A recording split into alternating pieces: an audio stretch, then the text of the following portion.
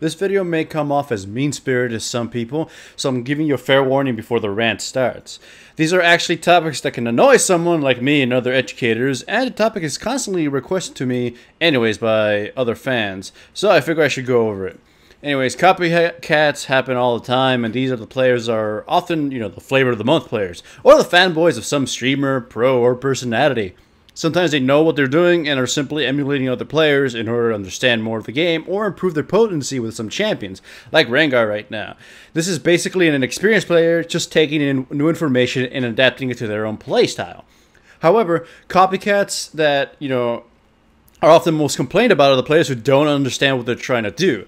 It's completely fine to want to expand your knowledge and try new things, but it is another to not even bother trying to understand what you're doing or why you're doing that. Just, just copying someone isn't enough. You have to understand why they're doing what they're doing. The examples of this are numerous. The player who picks a known counterpick of a champion simply because they've heard X champion counters Y champion, but they don't exactly know how to make that counterpick work. Darius apparently smashes Rengar's face in, but if the player doesn't know what they're doing, then they'll just end up losing to Rengar regardless of him picking Darius. How about the player who built Sunfire Cave on a champion because he's seen it built on them 1,000 times, or because he always picks this same damn build on every champion, and then all of a sudden he fights a magic team and yet he still builds Sunfire Cave because that's all he knows what to do. That's, pretty terrible build decisions. And terrible build decisions are perhaps the biggest sin of all copycats. And why am I bringing this up? Why is it even important to note? The topic was inspired yesterday by what happened in the game. In fact, in this game, after I won the game, one of my opponents claimed Zac was a bad jungler, but that I just happened to be good at him. In fact, that he's a terrible jungler because he's useless in this meta. A poster on Facebook also claimed Zac was bad because he clears slowly, which is insanely not true. This happens a lot. Players hump the meta and toss insane amounts of misinformation because they don't actually understand it. They say the meta this, the meta that, and they don't even know what they're talking about. Players talk too much about the meta, when in truth it barely applies to the game most of the time. Meta picks are only important if the team as a whole leans towards them. Think of it this way: if X champion is countered by Y champion, and the current meta is utilizing a bunch of Y-type champions, then of course X champion would not be a wise decision to pick. However, if that particular match, so no one bothered to even pick any Y champions, then X champion would be a reasonable choice, of course, right? Hell, let's take it a step further. Let's say a former meta used to be pure Z champions, being godly and smashing everybody, and X champions were the counters to them. But Y champions would lose horrendously to the Z champions. The meta disappeared a while back, so you don't see many Z champions, but for some reason, in this specific match, a bunch of players picked a bunch of Z champions. Would you still pick a Y champion despite the, just because they're in the meta? Even despite the fact that the Y champions get countered by Z champions, or would you pick an X champion because they counter Z champions a lot? Think about that. Metathumpers are a nuisance because they panic about things they don't understand. Hell, I didn't think it was still, possible to happen, but yesterday, I actually had to dodge a game in my Diamond account. A teammate actually force-picked Jax for our top laner because Jax wasn't banned. It was like, nobody banned Jax, somebody picked Jax, and then the top laner didn't want to pick Jax, so this guy picks Jax and tells him, pick Jax or dodge, or we'll lose, or I'll troll, or something like that. Like, what the hell? People still do this?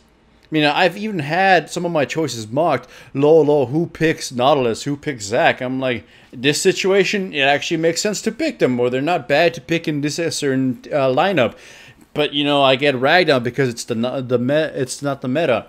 Yeah, Kha'Zix is strong, but you can't. I don't want to play Kha'Zix all the time. Or in this specific instance, he might not exactly be the best choice because we don't actually have a fucking tank, and I should probably be a tank.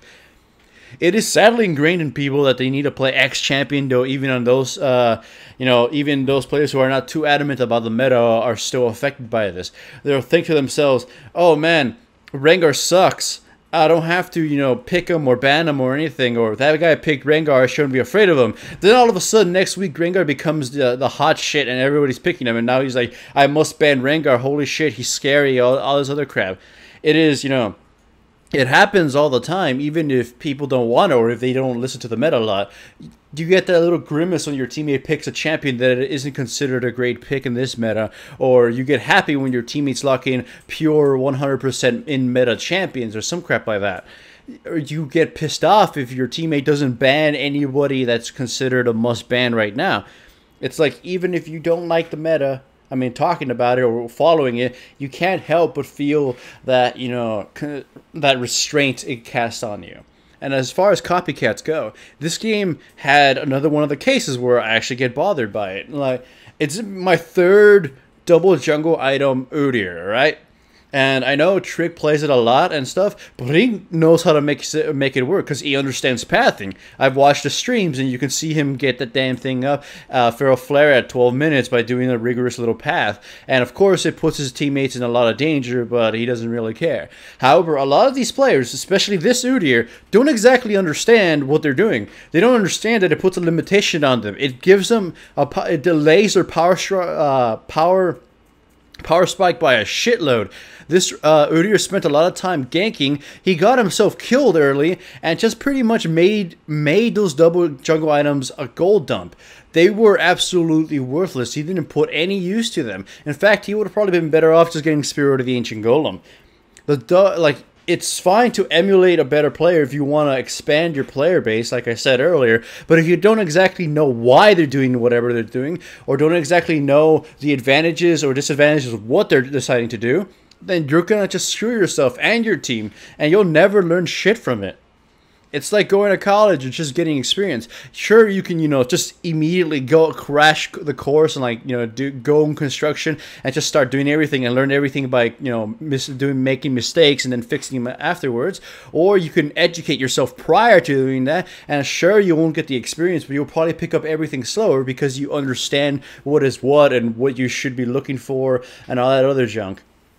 So, it's just one of those cases where you should apply what you know and, not ignore the process of actually educating yourself. These mad stone junglers are kind of a burden for the team, and all the Metathumpers are just pissing everyone off. A lot of other used champions are still good. It's just they don't fit this current meta, but they could fit other metas in the future.